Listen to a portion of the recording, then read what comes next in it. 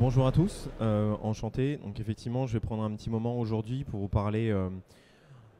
Alors, je voulais essayer de coupler l'aspect effectivement intelligence artificielle et la partie du coup maintenance, essayer de démystifier un peu les aspects intelligence artificielle et les applications autour du coup de la maintenance. Alors, on va reprendre cette histoire du coup de maintenance prédictive et du coup quel est le bon terme à utiliser potentiellement à la place du coup de prédictif pour cet aspect maintenance et surveillance du coup de différents équipements. Donc, je vais juste prendre 2 secondes pour vous parler de moi, juste pour vous expliquer quelles sont mes compétences et ce que là je peux vous apporter en termes du coup d'informations là sur cette conférence. Donc moi Nicolas Côté, je suis plutôt scientifique. J'ai un parcours où j'ai fait le parcours assez classique, on va dire, de thèse de doctorat, post-doc. Je suis rentré en tant qu'enseignant-chercheur dans un laboratoire de recherche, plutôt sur des aspects autour du numérique, en passant par effectivement la réalité virtuelle, les télécommunications et des aspects aussi physiques autour de l'acoustique. Donc ma compétence de base, c'est bien la partie acoustique et traitement de signal. Et depuis 2017, donc j'ai créé avec 2 autres collègues la société Wavely. Donc je vais vous parler, je vais introduire globalement, on va dire Wavely. L'idée c'est de vous expliquer globalement du coup ce qu'on fait, de rentrer un peu plus sur ces aspects intelligence artificielle pour la maintenance, et je terminerai du coup par quelques cas d'usage. J'ai essayé d'être assez pragmatique, pratique dans les choses du coup que je vais vous présenter aujourd'hui pour vous expliquer un peu comment mettre en place, on va dire, cette utilisation de l'intelligence artificielle du coup pour la surveillance, en espérant du coup que ça réponde à vos attentes. Pour vous expliquer du coup rapidement ce qu'on fait chez Wavely, donc on a créé du coup la société en 2017 avec du coup une base technique assez forte, en voulant coupler ces aspects du coup d'intelligence artificielle et l'utilisation des modalités acoustiques et vibratoires. L'idée était de dire que ces 2 modalités, acoustiques et vibratoires, sont très riches. Ça donne énormément d'informations. Quand vous comparez entre la température qui évolue tout doucement et effectivement l'aspect du coup acoustique et vibratoire, vous avez une richesse en termes du coup d'informations. Et l'idée c'était de récupérer, extraire de manière intelligente du coup les informations à partir de l'acoustique et vibratoire. Donc voilà, donc globalement ce qu'on fait c'est qu'on couple la partie captation, la partie traitement, temps réel, et le développement du coup d'algorithmes d'intelligence artificielle pour venir extraire automatiquement ces informations, et on met ça du coup dans les capteurs. Alors j'ai ramené un exemple de capteur que vous pourrez regarder si vous voulez après. Voilà. On travaille principalement avec des grands groupes industriels parce que eux souhaitent développer en disant ben tiens, je vais utiliser cette modalité supplémentaire, l'acoustique, en essayant d'obtenir des informations complémentaires aux autres systèmes de surveillance existants sur leur site. Alors, donc je vais prendre 5 minutes pour parler un peu d'intelligence artificielle. Donc concrètement, qu'est-ce que l'intelligence artificielle? Donc j'ai essayé de le définir avec mes mots pour donner un peu une explication. Alors j'essaye de ne pas être simpliste, mais d'essayer d'expliquer simplement les choses. Donc en fait, l'intelligence artificielle, ça permet de définir des modèles. Donc un modèle, ça vient effectivement simuler un système existant. On peut modéliser l'humain, on peut modéliser du coup une machine, on peut modéliser n'importe quel du coup process. Et donc là, l'intelligence artificielle permet du coup de créer du coup ces modèles. Et en fait, le modèle va venir prédire. Alors, dans le monde de l'intelligence artificielle, on appelle ça inférer. Donc, il va prédire en fait un état à partir de données d'entrée, qui sont souvent du coup des paramètres environnementaux. On va avoir du coup un certain nombre de caractéristiques, de paramètres, et on vient prédire, dire ben voilà, on pense que c'est ça. Voilà. Alors, quelle est la différence entre, je sais pas, une courbe de Bézier, entre une simple équation du second degré, du coup, et un algorithme d'intelligence artificielle? C'est que l'algorithme d'intelligence artificielle, on peut difficilement le décrire avec des équations simples. Vous prenez un réseau de neurones avec plusieurs milliers du coup de neurones, c'est difficile de l'écrire avec des équations. Alors on peut, hein, il y a des gens qui vont venir déterminer effectivement les coefficients sur chacun du coup des neurones, les équations qui sont utilisées, des belles sigmoïdes, ce genre de choses-là, mais ce n'est pas l'objectif. L'objectif, à partir du moment où on parle d'intelligence artificielle, assez souvent c'est on a décidé qu'on allait avoir une boîte noire. Et cette boîte noire va nous permettre d'avoir des résultats qui vont être meilleurs que l'équation du second degré qu'on a pu déterminer via un expert quelques années auparavant. Donc il faut accepter cette chose-là. Donc l'intelligence artificielle permet quoi? En fait, elle crée du coup ce modèle, mais surtout, ça permet de fixer les paramètres qui sont dans ces types réseaux de neurones. Enfin, il y a un grand nombre d'algorithmes différents qui peuvent être utilisés. Et donc l'idée, c'est de venir fixer en fait les paramètres à partir de jeux de données. Je vais revenir du coup là-dessus, c'est ça qui est important, à partir de jeux de données. Donc concrètement, qu'est-ce qu'on fait du coup dans de l'intelligence artificielle? C'est de la statistique, hein. C'est des maths, avec des choses qui finalement sont assez simples, hein. C'est ce qu'on appelle les moments, hein, oui, les moyennes, les variances, les kurtosis, ce genre de choses-là, mais multipliées un grand nombre de fois. Et tout ça, ça permet à la fin de prendre des décisions sur prédire effectivement cet état. Voilà. Donc comme je l'ai expliqué, effectivement, il y a un ensemble de prototypes de modèles. On parle beaucoup des CNN, hein, des réseaux de neurones à convolution, très utilisés dans ce qu'on appelle du coup le deep learning. Mais il n'y a pas que ça, hein. Je veux dire, l'intelligence artificielle est utilisée depuis des années, tout simplement par exemple sur la reconnaissance de la voix sur nos téléphones portables. Alors à l'époque, les prototypes qui étaient utilisés, on appelle ça du coup des HMM, GMM. Enfin bon. Gaussian Mister Model, Hidden, des chaînes de Markov cachées, bon, ce genre de choses-là. On évolue vers des outils qui sont plus complexes maintenant, mais qui donnent de meilleurs résultats. Et donc, effectivement, pour créer ces modèles, on a besoin d'une grande quantité de données. Pour vous expliquer concrètement des réseaux de neurones, si on a un millier de points dedans, il faut du coup pouvoir fixer les paramètres de ce millier de points. Donc on a besoin de beaucoup de données en entrée, beaucoup plus que 1000 points pour pouvoir créer du coup ce modèle. C'est là toute la difficulté en fait de l'utilisation de l'intelligence artificielle, hein. Et après, alors on a besoin des données et on a aussi besoin d'un certain nombre de puissances de calcul pour pouvoir créer ces entraînements. Alors les termes qui sont utilisés en anglais, c'est effectivement machine learning et deep learning, où il y a bien learning dedans, il faut bien lui permettre d'apprendre et on a besoin de quantités de calcul assez conséquentes. Donc nous personnellement chez Wavely, on a des clusters de calcul, on en a plusieurs, Science 1, Science 2, Science 3, et qu'on vient utiliser du coup pour entraîner nos modèles d'intelligence artificielle. Il y a deux directions possibles de l'utilisation de l'intelligence artificielle, soit la classification, soit la détection d'anomalies. Donc, la classification, donc je vous expliquais tout à l'heure, c'était pour prédire un état. La classification, vous avez plusieurs états possibles et on va venir dire, eh ben, c'est état 1, état 2 ou état 3. Et donc, ça va, en fait, en fonction des données en entrée, ça va venir classer et vous dire, l'équipement est par exemple dans différents modes de fonctionnement. Donc ça, c'est de la classification. Pour pouvoir dire à l'algorithme l'état de classification, les différents états, on doit lui donner en entrée, pour lui permettre d'apprendre, ces différents états. On appelle ça un algorithme supervisé. On a supervisé l'apprentissage en lui donnant des informations sur les différents états de fonctionnement de la machine. Une autre possibilité, donc ce qu'on appelle du coup la détection d'anomalies, où là, on va juste venir dire, voici un état normal et je sors de mon état normal. Donc là, on n'a pas besoin de donner les différents états de fonctionnement de la machine. On va juste donner un état de fonctionnement normal et l'algorithme de lui-même va à un moment donné dire, tiens là, ça sort de l'état normal et il envoie du coup une alerte. Dans ce cas-là, les données dont on a besoin, c'est juste les données initialement du fonctionnement normal de l'équipement. On appelle ça un algorithme non supervisé. On n'a pas supervisé du coup l'apprentissage. Alors vous voyez que le terme est déjà un petit peu faux parce qu'il faut quand même lui dire ça c'est un fonctionnement normal de machine, hein. Donc toutes les personnes qui vont vous dire moi je fais de l'intelligence artificielle, vous n'avez pas besoin de me donner du coup des données en entrée, c'est complètement faux, hein. On a besoin quand même de savoir que ça c'est le fonctionnement du coup normal.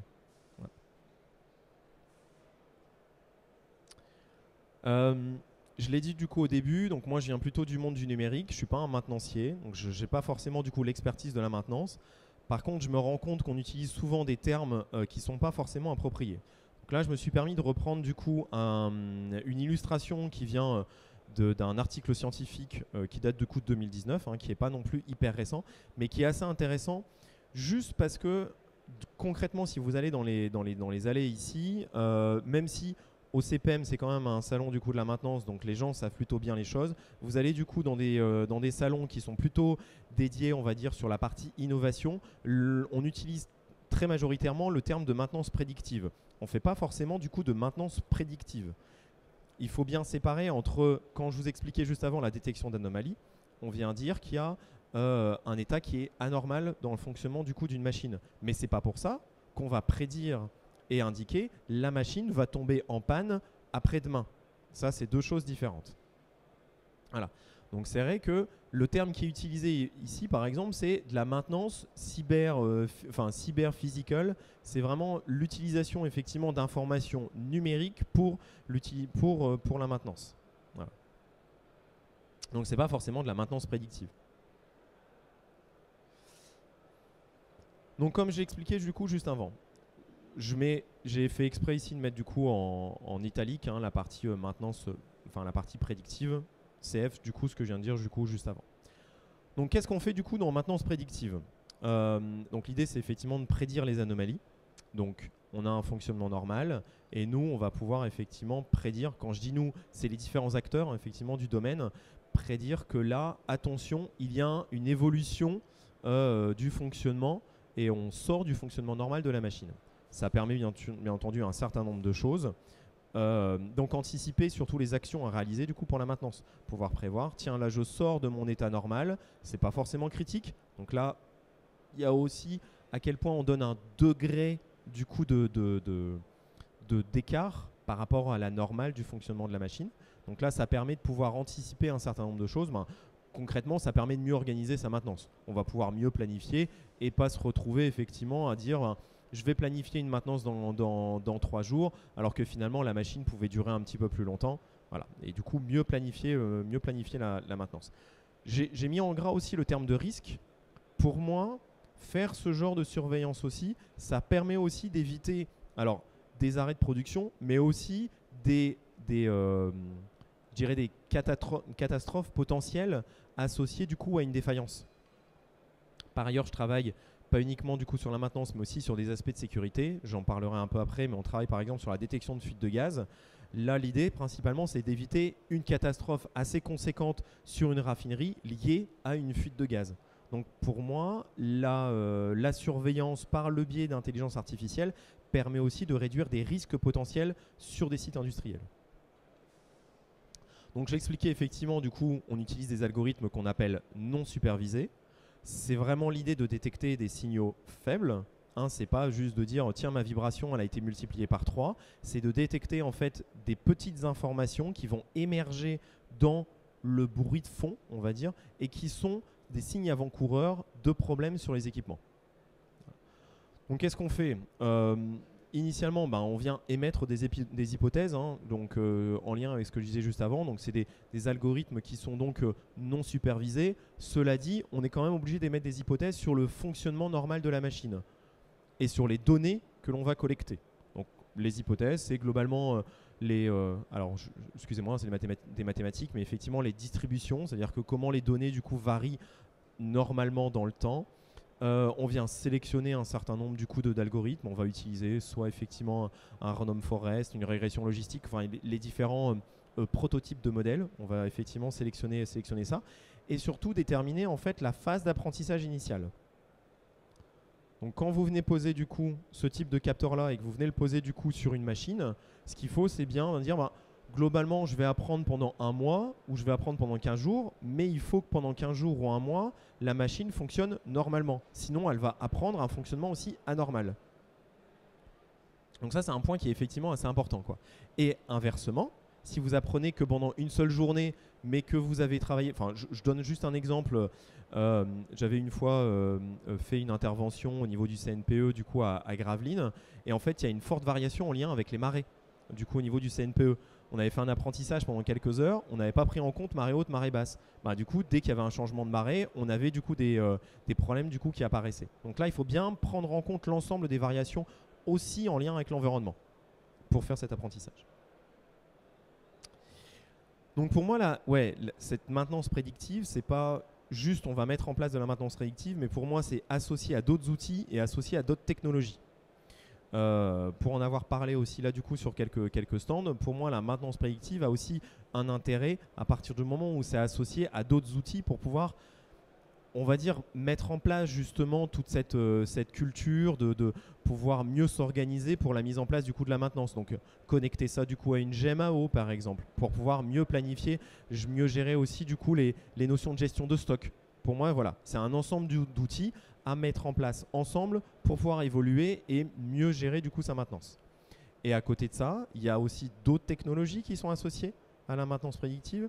Donc là, on parle d'intelligence artificielle, mais il n'y a pas que ça. Cet objet-là, c'est aussi ce qu'on appelle de l'IoT, hein, avec tous les aspects du coup de télécommunication qui sont associés à ça. Technologie complémentaire à aussi à appréhender, à savoir utiliser, à savoir intégrer, hein.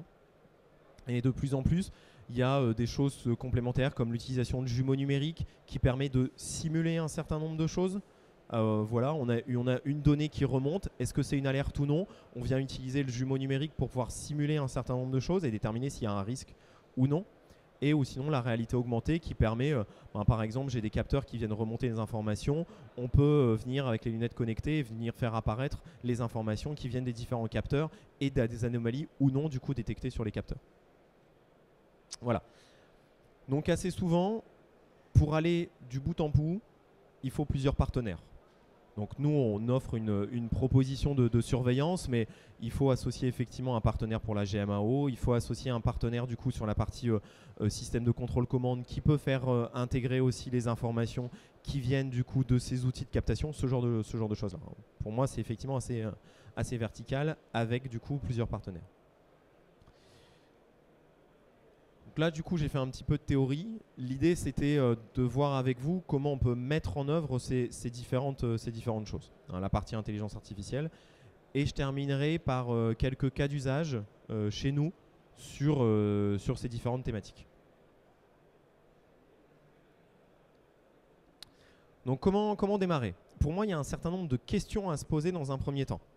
On veut utiliser l'intelligence artificielle. On veut essayer d'appliquer ça du coup pour la maintenance prédictive. Il faut d'abord se poser un certain nombre de questions. Et d'abord, effectivement, quelle est ma culture de maintenance actuelle? Est-ce que de où on part pour savoir où on doit aller?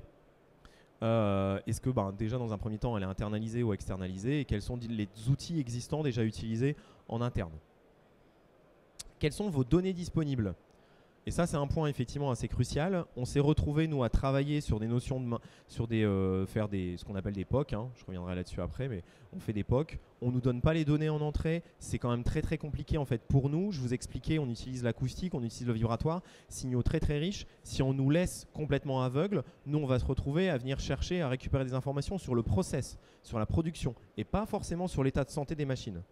Donc, faut fournir un certain nombre de données.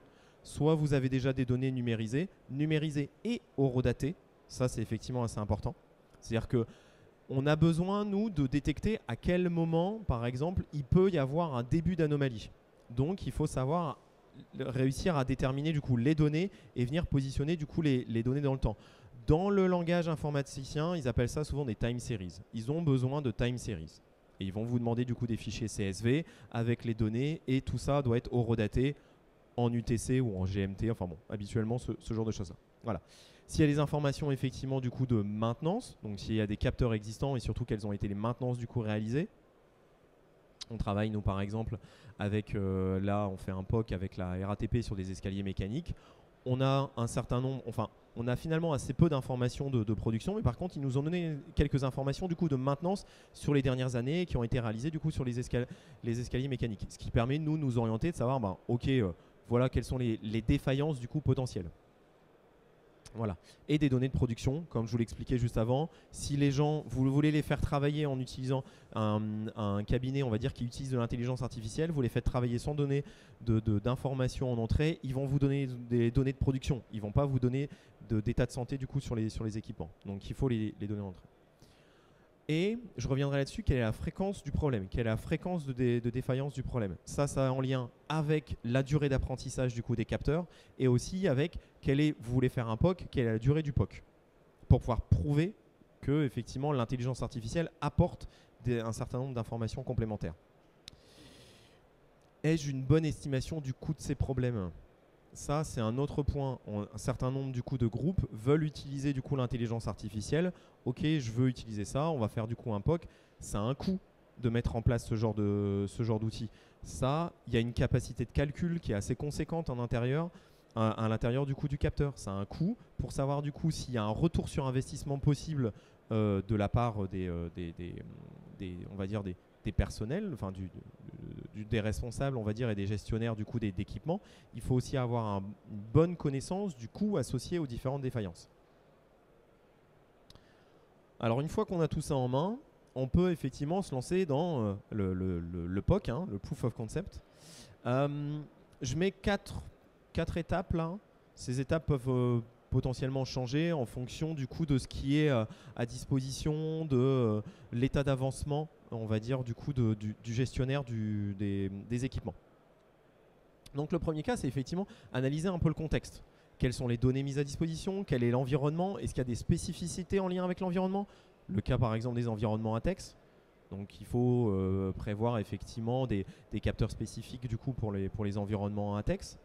Quelles sont les anomalies existantes? Est-ce qu'il y a plusieurs anomalies? Ou alors c'est toujours qu'une seule anomalie? Ce genre de choses-là. Ensuite, effectivement, il faut définir un peu, prototyper une solution.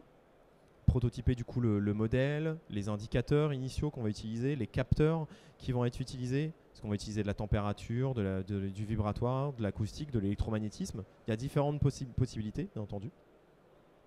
Et ensuite, on va mettre en place du coup un pilote industriel. Ça, c'est pour tester. Donc c'est dans le cadre du coup du POC. On fait ça plusieurs semaines, plusieurs mois.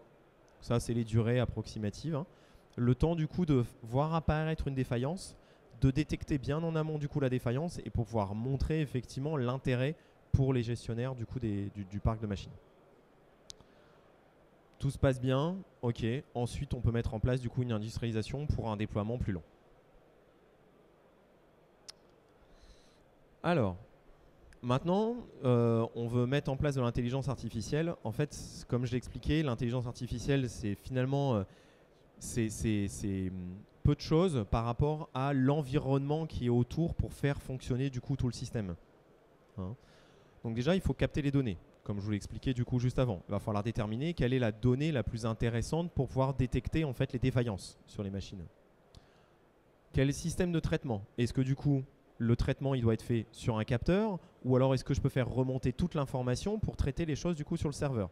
Donc ça, c'est vraiment très lié aux données, hein. Je vous expliquais juste au début, la température, variation assez lente, on fait une mesure du coup toutes les secondes, c'est bon, on peut tout faire remonter sur un serveur. Là, j'utilise du coup de l'ultrason, on a une centaine de milliers de points par seconde, ça, c'est pas possible de tout faire remonter sur le serveur, il faut traiter localement. Donc là, il y a des choix qui sont à faire. Quelle est la gestion de l'énergie? Est-ce que je peux tirer un câble et puis venir apporter de l'énergie assez facilement? Ou alors est-ce que du coup, c'est un peu compliqué et il vaut mieux utiliser une pile? Ça va aussi avoir un impact assez conséquent parce que soit on est dans un cas où on peut faire de la surveillance continue, soit du coup on est obligé de faire la surveillance à certains moments, discrète. Et donc là, je dirais que à quel point on peut être effectivement réactif vis-à-vis du coup d'un problème, quoi. Quel est le système de communication? On prend un système filaire assez basique où vous allez utiliser effectivement du Modbus, voilà, des choses qui sont assez utilisées dans le monde industriel. Ou alors, vu que c'est difficile de tirer des câbles, on va utiliser du coup du sans fil, que ce soit du Bluetooth, Low Energy ou du LoRa. Voilà, il y a des choix qui sont à faire. D'expérience, sachez que donc nous, on a commencé à déployer un certain nombre de capteurs avec les technologies LoRa. Le LoRa apporte aussi du coup son petit lot de problèmes. Donc il faut assez souvent, quand les connexions, enfin la partie RF sans fil est assez problématique, il faut associer assez souvent du coup des gateways, donc des outils complémentaires du coup aux capteurs pour pouvoir faire remonter la donnée. Donc il y a une infrastructure aussi à mettre en place. Les sécurités qui sont nécessaires, faire attention effectivement à la remontée de données, à faire en sorte effectivement que les données soient bien sécurisées. Donc ça, c'est un point assez important. Et comment vous allez faire remonter les alertes. Est-ce que c'est pour l'opérateur qui est sur place et en fait juste vous mettez une petite LED rouge quand il y a un problème, ou alors c'est supervisé parce qu'en fait le gestionnaire il va avoir une centaine de machines si ce n'est plus, et du coup il vaut bien faire remonter toutes les informations sur une plateforme web dédiée. Donc ça c'est, vous voyez, c'est un certain nombre de caractéristiques techniques à déterminer pour pouvoir répondre et avoir la solution la plus adaptée possible en fonction du problème. Et comme je le mets là, c'est vraiment une notion de compromis. Comme j'expliquais juste avant, on veut pouvoir répondre rapidement en cas de défaillance, il faut avoir une surveillance en continu. Pour avoir une surveillance en continu, il faut tirer des câbles pour avoir une alimentation électrique. Ou alors on est à l'extérieur et comme je le mets là, on met un panneau photovoltaïque. Enfin bon, il y a des compromis à avoir. Le capteur, la partie physique que vous allez voir, si vous voulez utiliser de l'intelligence artificielle, la partie capteur physique qui est posée du coup sur la machine, en gros, c'est la partie effectivement émergée de l'iceberg. C'est ce que vous voyez, mais en gros, il faut bien prendre en compte que souvent, il y a des serveurs qui sont associés à ça, qui font remonter l'information, dans lequel du coup, il y a des bases de données, on stocke de l'information, on vient exécuter un certain nombre de services associés au capteur. Donc, prenez bien ça en compte dans l'estimation du coût de la solution. Le capteur en tant que tel, si le capteur il coûte 50 €, le capteur tout seul, vous le posez, il ne va pas faire grand-chose. Il faut bien prendre en compte qu'il y a un certain nombre de services associés à ça pour faire fonctionner du coup le capteur. Une petite diapo pour vous expliquer concrètement comment ça fonctionne, cette histoire du coup de création du modèle. Donc comme j'expliquais juste avant, effectivement, ça nécessite une grande quantité de données. Je donnerai juste après du coup un exemple concret. Sur site, dans un environnement réel, donc prenant en compte les facteurs environnementaux comme je l'expliquais juste avant. Hein, l'exemple que je vous ai donné juste avant sur, par exemple, l'influence de la marée, ça va influencer du coup les données. Il faut vraiment des informations de terrain. Il faut donc les annoter. Je vous parlais du coup juste avant d'informations, du process, par exemple, bien numérisé et horodaté. Et c'est en croisant les informations, les mesures et du coup ces informations de production qu'on arrive du coup à avancer vers un modèle. Donc comme j'expliquais juste avant, je me répète un peu, mais bon, la répétition fait la notion, comme on dit. Donc les informations de production, les informations de maintenance, et on peut avoir aussi des annotations manuelles. On a un outil qu'on appelle Annotator, nous, où les gens peuvent réécouter. Et quand il y a, ça arrive, hein, les opérateurs qui sont assez experts, donc nous on travaille beaucoup du coup sur le bruit, et les opérateurs vont dire ah oui mais ça c'est telle pièce qui est dévissée à tel endroit, je sais, pour pouvoir diagnostiquer les choses c'est quand même assez pratique. Donc il peut y avoir aussi une annotation manuelle. Et derrière on fait ce qu'on appelle du coup une exploratory dataset analysis. Donc c'est des data scientists qui récupèrent ces informations, qui viennent croiser du coup les informations de production et de maintenance, les informations du coup de mesure pour déterminer en fait des tendances, déterminer effectivement ce qui peut être intéressant comme type du coup de modèle. Donc je vous mets quelques figures, hein. Donc on vient j'ai peur de faire un Larsen. Donc on vient croiser du coup des différents indicateurs qui sont extraits des données. Hein. On vient regarder dans le temps comment du coup ça se comporte et puis on va faire des prototypes du coup de modèles. On vient entraîner du coup des modèles. En termes de quantité de données, là je vous donne juste un exemple sur des notions du coup d'acoustique. Mais c'est juste que vous preniez un peu en compte les données, ça peut être effectivement assez conséquent. Donc, on vient poser, donc là j'ai un collègue, Souel, qui a posé du coup un de nos capteurs pour pouvoir surveiller du coup un équipement sur une unité de méthanisation. Donc, on a une fréquence d'échantillonnage à 48 kHz, hein, grande quantité de données. Parfois, ça peut même être plus quand on va chercher du coup l'ultrason. Quantification sur 24 bits. Donc, on a à peu près, vous voyez, à peu près 12 gigas par jour. Mais ça, c'est pour une journée. Si effectivement la défaillance arrive une fois tous les 4 mois, on a besoin du coup de surveiller en continu pendant plusieurs mois pour être sûr de venir enregistrer la défaillance au bon moment. Donc vous voyez, on voit, il y a une grande quantité de données, c'est des téraoctets à la fin. Et c'est ça qui est assez important. C'est que finalement, pour les gens qui font de l'intelligence artificielle, souvent, on a besoin de stocker une très très grande quantité de données. Et ça apporte une complexité supplémentaire. Donc, il faut un certain nombre d'outils. Donc, nous, on a mis en place du coup des routines pour pouvoir exécuter assez simplement, on va dire, l'extraction d'informations de cette quantité de données. Mais voilà, c'est à prendre en compte. J'ai encore un peu de temps. Ouais. Donc voilà, je vais vous présenter effectivement du coup alors nous, nos solutions, hein, vous en avez d'autres, hein, vous pouvez vous balader ici, effectivement il y a d'autres solutions.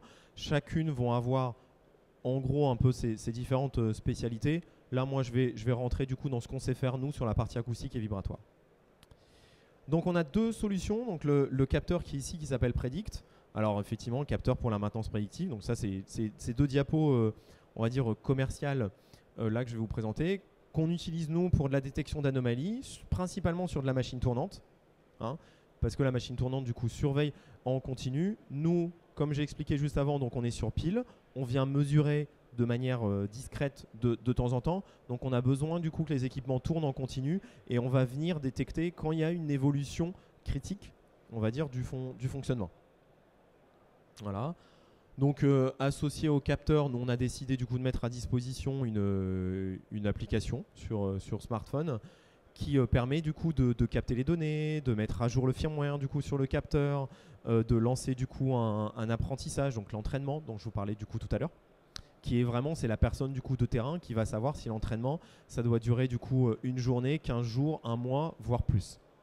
Ça peut être assez long hein, dans certains cas. Voilà, donc c'est un capteur. Donc, je vous parlais tout à l'heure associé du coup plusieurs technologies. Ça, c'est du capteur du coup IoT qui utilise l'IoT, qui fait remonter les informations, qui utilise aussi le Bluetooth Low Energy du coup pour pouvoir interagir avec l'application smartphone. Enfin voilà, il y a différentes technologies du coup qui sont associées. On a une autre solution. La solution en avant, donc c'était détection d'anomalies, algorithme non supervisé. Je vous ai expliqué du coup au début, on a deux directions possibles, non supervisées pour la détection d'anomalies ou des algorithmes supervisés pour faire de la classification. Ça, c'est un autre outil que l'on a, qu'on appelle Modulir, et qui est en fait un outil pour pouvoir faire de l'acquisition, de la notation et venir reconnaître des états de fonctionnement d'une machine ou venir reconnaître des, on va dire des sources sonores, des sources vibratoires particulières. Donc on a un ensemble, on a la partie capteur, mais surtout un ensemble de services associés, ce que je vous expliquais juste avant, pour venir annoter, pour venir traiter du coup les informations. Voilà, donc qu'est-ce qu'on a ici? On a donc ce capteur qui est du coup un peu plus conséquent que le capteur qui est ici. Lui qui est un capteur du coup de 2 mesures et qui vient surveiller en continu avec une alimentation du coup électrique. Il vient surveiller en continu et les capacités de calcul sont plus importantes, justement pour utiliser ces algorithmes du coup de classification. Concrètement, c'est ce qu'on appelle du coup des réseaux de neurones, hein, donc le terme anglais c'est deep learning, et qui là va venir reconnaître un certain nombre du coup de sources sonores différentes, ou alors un certain nombre de suivre, on va dire, les modes de fonctionnement d'un équipement. Donc ce qui peut être intéressant ici, c'est d'aller du coup sur ce qu'on appelle du coup de l'OI pour voir effectivement le fonctionnement et la production du coup des équipements. Parce que c'est pas parce que la machine est en route qu'elle produit, bien entendu. Donc associé à d'autres éléments, comme j'expliquais juste avant, il faut effectivement une infrastructure réseau avec des serveurs, il faut les outils de configuration et il faut du coup les services pour pouvoir visualiser la donnée. Comme vous voyez en haut, du coup on a des plateformes de visualisation. J'ai quelques diapos par la suite pour pouvoir montrer à peu près à quoi ça ressemble. Donc comment on fait? Donc là, ce que je vous explique du coup là, c'est qu'on fait de l'intelligence artificielle sur capteur, ce qu'on appelle du coup du edge computing, hein. Donc dans le terme de l'intelligence artificielle, il va y avoir soit du cloud computing, donc du coup sur serveur, on peut faire remonter toutes les données sur serveur, soit du coup du edge computing quand les données restent sur place. J'ouvre juste une petite parenthèse, nous on a aussi cette spécificité de travailler du coup sur capteur en lien avec les thématiques de RGPD. On a des microphones, on ne peut pas s'amuser à faire remonter par exemple des conversations entre opérateurs dans une usine. Donc là on vient traiter du coup localement parce qu'il y a une notion de vie privée. Voilà. Donc qu'est-ce qu'on fait? On vient détecter du coup des événements. On a donc fréquence d'échantillonnage 48 kHz, 48 000 points par seconde. C'est difficile de récupérer des informations à partir d'autant de points. Donc dans un premier temps, il y a une première phase où on vient extraire des indicateurs représentatifs de ce qui se passe dans l'environnement. Donc il y a des indicateurs classiques hein, en vibratoire, niveau global d'accélération, niveau global vitesse. Il y a des choses équivalentes du coup en acoustique, les niveaux sonores équivalents. Bien entendu, on va pousser un petit peu plus des indicateurs un peu plus compliqués pour essayer d'aller extraire des informations complémentaires. Mais voilà, donc première phase, on vient d'extraire des indicateurs. Ensuite, ces outils statistiques, hein, qui permet du coup d'agréger les données sur un temps un petit peu plus long. On vient les structurer. Sur le capteur, point important, hein, il faut surveiller aussi l'état de fonctionnement du capteur. On fait la maintenance du système de surveillance pour la maintenance. Ça peut être un peu paradoxal, mais c'est aussi important de savoir du coup si votre panel de capteurs fonctionne correctement ou non. Voilà. Et à la fin, bah, effectivement, ces outils de reconnaissance qui viennent faire du coup la classification et l'outil de communication. Donc, alors, ça reprend certaines choses que je vous ai dit juste avant, mais là, ce que je voulais juste indiquer, c'est l'intelligence artificielle, ça boucle. On fait un premier modèle, on a des données complémentaires, on vient détecter quelque chose, ce n'est pas une anomalie, on doit venir réapprendre. Et on boucle comme ça. Hein. Donc concrètement, il y a dans les grandes structures, il y a des personnes qui sont là uniquement pour pouvoir relancer du coup des apprentissages régulièrement des algorithmes d'intelligence artificielle. Hein. Faut bien prendre en compte, c'est pas juste un one shot. Ça boucle. Alors là, c'est quelques diapos pour vous montrer un peu quelles sont les informations qui sont intéressantes du coup à surveiller. Donc je parlais du coup d'état de santé tout à l'heure sur les capteurs et les serveurs. Donc nous, par exemple, du coup sur les capteurs, donc on fait de l'acquisition en continu, hein, les fameux téraoctets dont je vous ai parlé du coup juste avant. On va venir surveiller, en fait. Voilà, les enregistrements qui sont au niveau des capteurs, l'évolution du coup de ces enregistrements, l'évolution des indicateurs dont j'ai parlé du coup juste avant. Donc on suit ça pour savoir du coup s'il y a un fonctionnement normal au niveau du coup de l'acquisition sur les capteurs. Il faut générer des alertes en cas de problème, hein. C'est assez important. Et idem, on va venir suivre l'état de santé des capteurs et des serveurs. Assez important aussi. Donc c'est des choses assez basiques, hein. Les histoires de mémoire, les histoires du coup de capacité de calcul, la partie communication, communication RF, ce genre de choses-là. Hein. Mais c'est assez important parce que ça vous permet en fait de savoir, mais de jauger un peu à quel point vous êtes en train de saturer ou non votre système utilisant du coup de l'intelligence artificielle. Quelques cas d'usage. Donc là, je vous donne du coup quelques exemples chez nous d'utilisation de ces outils d'intelligence artificielle pour de la maintenance. Et là, je vais parler aussi un petit peu de sécurité. Hein. On a globalement 3 applications chez nous, chez Wavely. La partie maintenance, la partie sécurité et la partie surveillance environnementale. Donc le premier cas, donc là c'est surveillance du coup d'une pompe là chez Bonduel. Donc qu'est-ce qu'on peut avoir effectivement comme problème? Des problèmes du coup de roulement sur une pompe, hein, mais on peut aussi avoir de la cavitation qui peut apparaître. Ça peut donner du coup des informations différentes sur les données. Et donc là, ce qui peut être intéressant, c'est de venir détecter une anomalie, potentiellement après du coup de diagnostiquer l'anomalie. Autre point intéressant, donc là vous voyez sur la photo, ce qui a été utilisé du coup c'est le capteur Predict, détection d'anomalie, ça ne fait pas forcément de diagnostic. Je vous parlais tout à l'heure de compromis, il faut effectivement savoir quel est le compromis à avoir en termes du coup de capacité, de coût du capteur, de ce que je veux venir installer. Est-ce que je veux juste avoir une anomalie, dire ah il faut que je fasse passer quelqu'un, ou alors du coup avoir un diagnostic en amont. Voilà, donc on a une surveillance du coup sur un temps long. Donc là, on a, vous voyez, sur à peu près 140 jours, les niveaux global de vitesse, niveau global d'accélération. On utilise un indicateur supplémentaire, le kurtosis. On suit aussi la température. Enfin, vous voyez, ce genre de données assez habituelles effectivement qu'on peut surveiller. Avec dans un premier temps une phase d'apprentissage et après en mode surveillance. On a d'autres cas. Hein, comme je vous l'expliquais, du coup, Predict est plutôt associé à des machines tournantes. Donc là, avant, on parlait du coup de pompe. Là, nous, on a fait de la surveillance aussi du coup sur des courroies. Enfin, globalement, voici un peu le genre de machine, on va dire, qui peut être surveillée. D'autres cas un peu plus touchy, je dirais.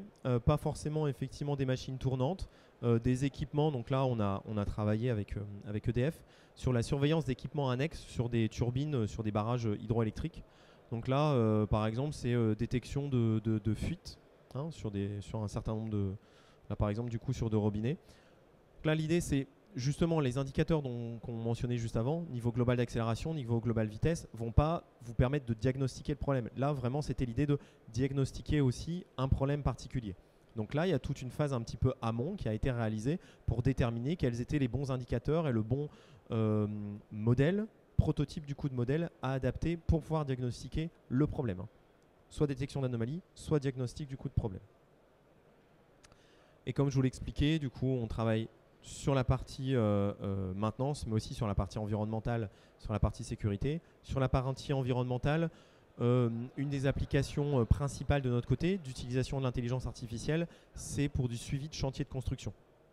Donc là, c'est vraiment un algorithme supervisé, c'est un algorithme de classification et on vient reconnaître en temps réel et en parallèle un certain nombre de sources sonores sur des chantiers de construction. Donc c'est intéressant par exemple pour pouvoir déterminer s'il y a une plainte d'un riverain, est-ce qu'en fait du coup la source de bruit vient vraiment du chantier ou c'est extérieur au chantier. En fait c'est quelqu'un qui avait mis de la musique très très forte, c'est pas forcément du coup dans le chantier. Et après de pouvoir suivre pour le chef de chantier, il y a du marteau-piqueur à 6h du matin, ce sous-traitant n'avait pas le droit de faire du marteau-piqueur du coup à 6h du matin. Et donc ça permet de mieux suivre du coup en temps réel ce qui se passe sur les chantiers. Donc voilà, donc là toujours pareil, on a donc ce qu'on appelle du coup ces dashboards là, sur les plateformes web, qui permettent de suivre en temps réel du coup, comme je vous ai expliqué, les différents équipements qui peuvent être utilisés du coup sur un chantier de construction ou dans les zones urbaines pour déterminer si c'est dans le chantier ou extérieur du coup au chantier, et puis suivre un peu effectivement les différentes on va dire données un peu plus basiques sur les capteurs.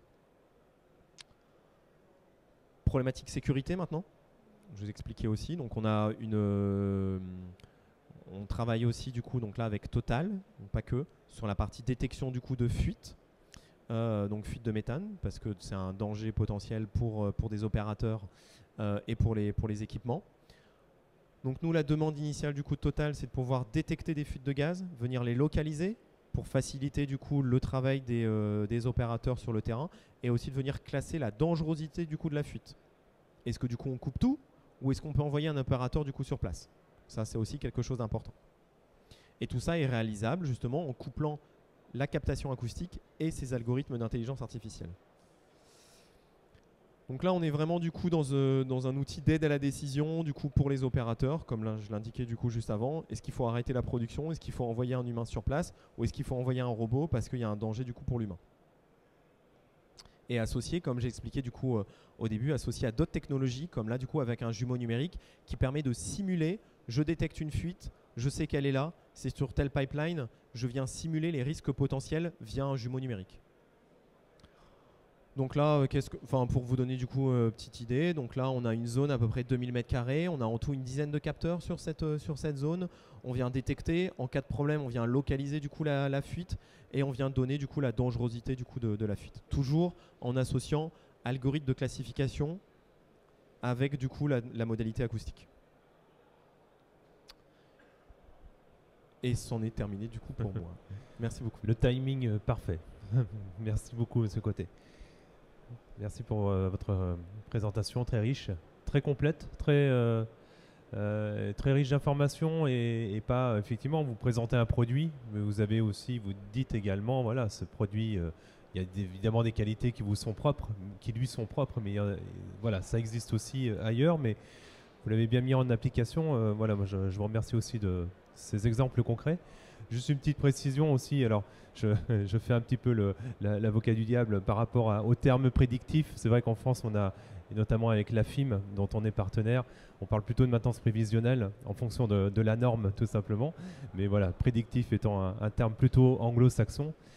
Predict voulant dire prévoir, du coup, c'est plutôt un faux ami. Mais je comprends qu'on utilise aussi le terme maintenance prédictive pour des raisons, bah voilà, parce que le langage a fait son chemin et puis ça s'est plus ou moins imposé. Vous avez tout à fait raison. Et c'est là toute la différence entre le langage effectivement commercial et le langage effectivement du terrain. Je suis d'accord avec vous. Mais en tout cas, on a bien compris à travers cette présentation qu'il n'y a pas de prédiction ou de magie. Il y a vraiment voilà, de la donnée et de l'assistance, notamment par l'intelligence artificielle.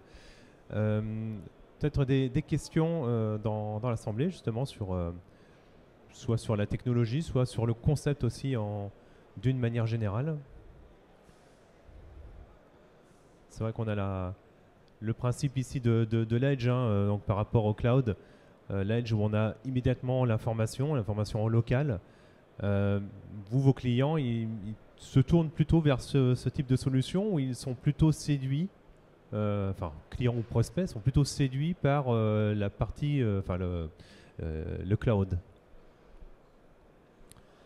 Bon, alors effectivement, par rapport à votre première, l'idée c'était effectivement d'être assez pédagogique et de pouvoir vous présenter un certain nombre de choses sur l'utilisation du coup de l'intelligence artificielle.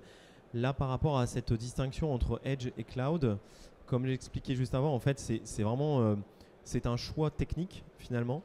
Et c'est pas tant en fait l'utilisateur final qui va dire mais moi je préfère faire du Edge ou je préfère faire du Cloud. C'est vraiment en fait la fonctionnalité qui va venir déterminer si c'est l'un ou si c'est l'autre. Et assez souvent, je dirais que dans une surveillance un peu globale, il faut les deux. Comme j'ai expliqué, du coup, grande quantité d'informations, on est obligé d'utiliser plutôt de faire un traitement du coup en local, on fait du Edge, mais à côté de ça, on peut sur serveur venir déterminer en fait des algorithmes complémentaires qui vont venir surveiller du coup des tendances globales en couplant différents capteurs, en couplant différentes machines. Donc en fait, le mieux étant de coupler les deux. D'accord. Et au niveau de, évidemment, un sujet qui occupe beaucoup de personnes, c'est celui de la cybersécurité. Qu'en est-il sur ces solutions-là? Il y a toujours un risque, bien sûr. Le risque zéro n'existe pas, mais comment vous garantissez du moins un faible risque par rapport à ça? Alors oui, faut effectivement un certain nombre de connexions sécurisées entre les différents éléments au niveau de l'infrastructure. Alors, comment nous on fait ça? En fait, nos clients assez souvent demandent pour que les données restent du coup localement sur place. Donc, quand on a besoin de faire et du Edge et du Cloud, ce qui peut nous arriver, je vous donne juste l'exemple juste avant là, sur la partie fuite de gaz, on fait de la détection du coup sur capteur, on remonte l'information du coup sur un serveur local et qui lui va combiner les informations des différents capteurs pour pouvoir localiser la fuite de gaz. Donc là, il y a vraiment et du Edge et du Cloud. Cloud étant pas forcément le bon terme parce qu'il y a un serveur, mais du coup, il est local. Donc là, l'information du coup reste localement, donc pour justement ces problèmes de sécurité. À côté de ça, nous pour réaliser du coup de la maintenance, il y a de la maintenance régulièrement à réaliser du coup sur les serveurs, on a besoin quand même de se connecter. Et donc c'est là où il faut trouver les bons moyens pour pouvoir se connecter de manière sécurisée du coup sur les infrastructures. Donc il faut vraiment réfléchir en termes de sécurité du coup global, quoi, de bout en bout, hein, et de la captation de données jusque la plateforme de visualisation pour l'opérateur. D'accord. Donc toujours une vision globale. Y a-t-il des questions? Bonjour. Petite question, on entend beaucoup parler plutôt d'analyse vibratoire, en tout cas en classique dans ce type de solution. Quel est l'avantage de l'acoustique par rapport au vibratoire, ou en tout cas de coupler les deux? Oui, alors effectivement, on peut coupler les deux, hein. Nous, dans notre cas, effectivement, on a un accéléromètre et un microphone ici. Je dirais que ça dépend des applications. Hein, il y a des cas où le vibratoire fonctionne très très bien et va permettre justement avec une mesure locale de ne pas être perturbé par le bruit ambiant. À côté de ça, il y a d'autres cas où l'acoustique va être plus adaptée en fait parce qu'on ne va pas pouvoir récupérer directement du coup la vibration, mais du coup on peut être en non intrusif, quoi, hein. Voilà, il y a le côté effectivement non intrusif. Et puis l'avantage de l'acoustique, c'est aussi d'avoir une surveillance d'une zone un peu plus large et pas forcément du coup avoir une surveillance d'un point précis. En vibratoire, si vous voulez avoir un diagnostic assez précis, il faut avoir plusieurs points de mesure, en axial, en radial, enfin vous voyez ce genre de choses-là, quoi. Voilà. Oui, l'analyse vibratoire étant souvent bien plus complexe, mais évidemment plus précise si on peut résumer par rapport à l'ultrason. Mais voilà. Mais d'ailleurs, dans Production Maintenance, le numéro précédent, on a fait un dossier justement qui oppose un peu les deux technologies. Technologies bien souvent complémentaires, mais surtout, effectivement, c'est toujours en fonction du besoin que l'on va avoir, de ce qu'on a besoin de relever comme information. Voilà, écoutez, pas de questions. Merci à vous. Merci beaucoup.